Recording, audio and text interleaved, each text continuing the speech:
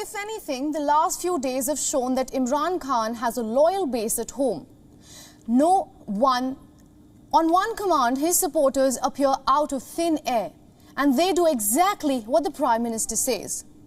On the eve of no confidence vote, Imran Khan called on his people to take to the streets, chant slogans against lawmakers who oppose the PTI government and start an anti-US sentiment. Hours later, this happened.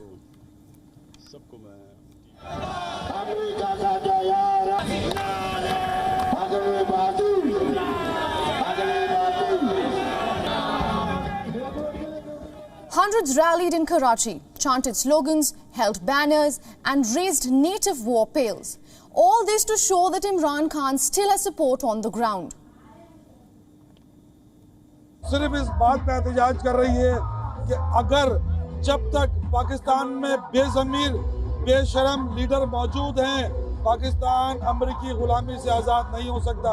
Imran Khan अपनी लड़ाई नहीं लड़ रहा, इमरान खान इक़्तिदार की लड़ाई भी नहीं लड़ रहा, वज़ारत उस्मा की लड़ाई भी नहीं लड़ रहा। इमरान खान सिर्फ पाकिस्तान की सालमियत, पाकिस्तान की खुद मुख्तारी की लड़ाई लड़ रहे हैं कि हम एक आज़ाद मुल्क हैं, हम बनाना रिपब्लिक नहीं है। But today, public support cannot help Imran Khan sustain in power. He needs lawmakers on his side, which is why last night, Pakistan's Prime Minister hosted a dinner for his party members. About 140 MNAs attended the dinner and 15 were missing. Many are seeing this as a litmus test for what is actually going to happen today in the parliament. Meanwhile, opposition parties also held a private meeting at the Sindh House. The opposition has been rattled by Imran Khan and his allies calling for protests.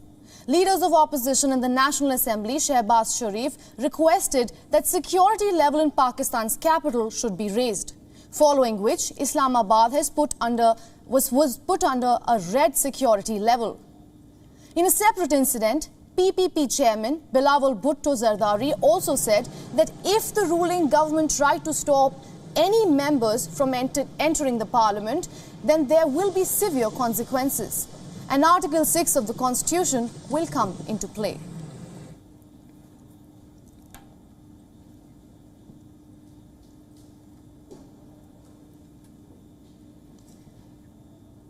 And for more on this, we are being joined by our Pakistan Bureau Chief Anas Mallick. Welcome to the broadcast, Anas. It's a big day in Islamabad today. There are a series of meetings taking place ahead of the no confidence vote. So, can you tell us what can we expect from the Pakistani parliamentarians today? Well, absolutely, Ananya, you rightly mentioned it, that it's a big day here in Islamabad. And we're expecting high-end political drama unfolding in here. In some hours from now, the critical vote of no confidence is to be done or is to be polled against the Pakistani Prime Minister. There's been a lot of back and forth. The Pakistani government, or that is being led by the incumbent Prime Minister Imran Khan, they've been claiming that they've got a surprise, quote-unquote, rolled up their sleeves. Now, that has led to a lot of speculations that what may just be that surprise. There were reports that the PTI is planning violence as a measure of what they believe is their surprise. And we saw a tweet from their lawmaker as well, which had referred to a cartoon of bloodshed in the parliament. But then that was taken down by that lawmaker quickly after criticism. Then that reference by the Pakistani Prime Minister Imran Khan to basically that reference with Karbala, the Battle of Karbala of Imam Hussein, an event in Islam that signifies the sacrifice of some Muslims against the then what they believe was Yazid as it's enshrined in Islam. So that tweet also signifies that there might be just some untoward circumstances or situations that would be created. The Pakistani government, on the other hand, has strongly refuted, the Prime Minister office has strongly refuted these reports that the Pakistani government is planning to put up obstacles in the way of the parliamentarians who plan on coming to the assembly today. So an interesting day today. The red zone is completely sealed. The Prime Minister has called on the youth to come out on the road to protest. It's roughly 7:30 a.m. on the dial in Islamabad as we speak. It's the first of Ramzan as well. The highest is it's expected to go at 36 degrees Celsius of a temperature. So it's going to be a pretty hot day outside on the roads. They're fasting as well, and it's going to be a pretty hot day inside as well. The assembly politically charged up as well. Ananya. Right, Anas. And Imran Khan has urged people, especially the youth of Pakistan, to protest outside the parliament today. He says it is not for himself, but for the future of Pakistan. Do you think that the Prime Minister is making his last ditch here?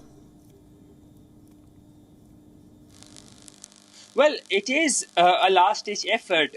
What Imran Khan has been known for is building narratives, and that's exactly what he's doing. Be the narrative of 35 punctures in the 2013 elections, in which he had implied that there was a conspiracy hatched against 35 of his seats to basically make the then opposition party, or his arch rival party, win on those seats despite of having clear majority, or then of this very as recent as a conspiracy theory of a foreign intervention. If I walk you through the 100-day corruption elimination program, creation of jobs, so on and so forth.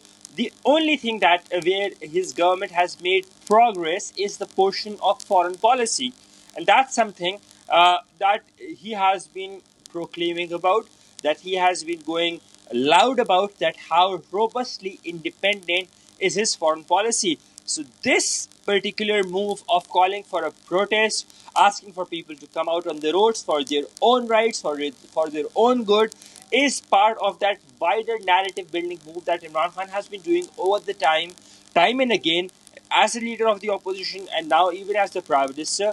Can be seen as a ditch effort, but what matters the most is what happens inside the parliament, and what happens inside the parliament would be deciding the fate and future of the Pakistani Prime Minister. 172 is the magic number that the opposition has to attain to oust Imran Khan, and it would be really interesting that roughly in about 4 hours from now, when the assembly session gets underway, how things pan out. Ananya?